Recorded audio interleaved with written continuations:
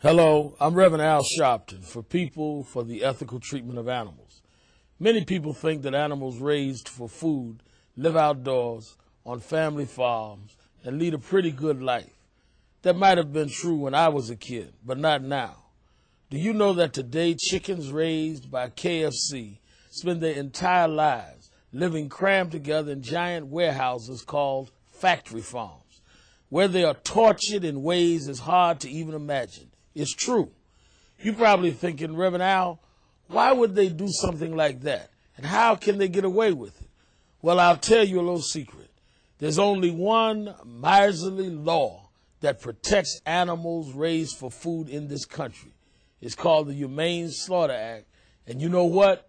It doesn't cover chickens at all. So big corporations like KFC can do whatever they want to chickens. And just so this multi-billion-dollar company can save some chump change, KFC cuts corners with basic animal welfare. And that means it's the birds who suffer so the executives can get rich. KFC, that's foul. How does the black community figure into all this? KFC is not black-owned, but it sure knows how to market heavily to African Americans. And KFC announced at its investor meeting that it intends to push itself on us even harder. Obviously, they're hoping we won't care about what they do to the underdog, or in this case, the under-chicken. But after you've watched this video, you'll see that while the KFC does to chickens may not break any law, it's just plain wrong. So I say if KFC wants to take our money and use it to pay for sloppy practices that hurt animals, I say we send them a message that this is not going to happen.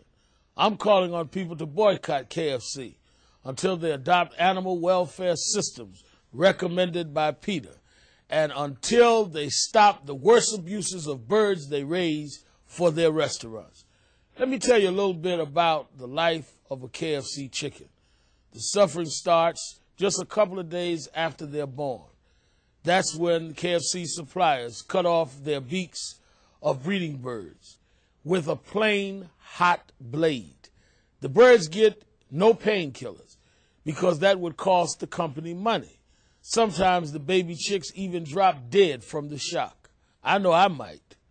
They cut off these birds' beaks because they cram these birds so tightly into sheds that the birds barely have any room to move and just go crazy and peck at each other. PETA is only asking KFC to give the birds a few extra inches to get out of each other's way. But KFC would rather just have their suppliers cut the beaks off to solve the problem. KFC, that's foul.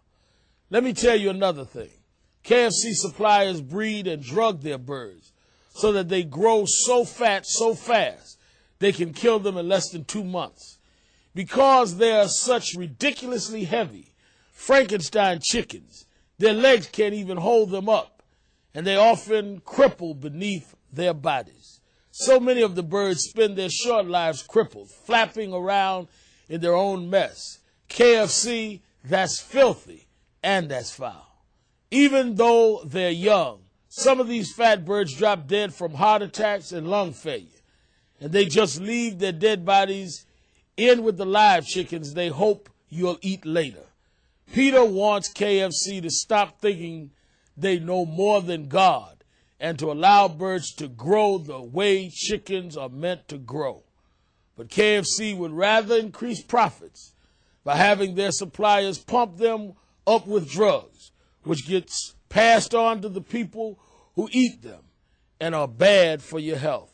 When KFC's chickens are hauled off to be killed, workers come into the barn and cram the chickens into crates on the back of trucks. Workers are paid by how many birds they can load, not by the hour. So they have to work fast, which means they grab 4 or 5 birds in each hand and shove those birds into crates like they're stuffing sacks of laundry. Birds end up with broken wings and legs.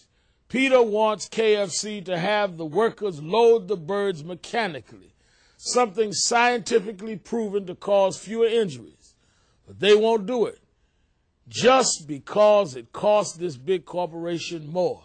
And they don't like to spend money just out of the goodness of their hearts. In the slaughterhouse, the birds get hung upside down in metal shackles by their legs. And remember that some of those legs are already broken. So this is painful. The birds are then dunked in an electrified bath that might just knock them unconscious. Except to cut costs, KFC suppliers turn the electricity really low, and a lot of the birds don't get stunned properly. That means those birds have their throats cut open while they're still fully awake and looking at what's going on. Then comes the worst part. Many of the birds are actually scalded alive in tanks of hot water where their feathers are softened so they can get taken off easily.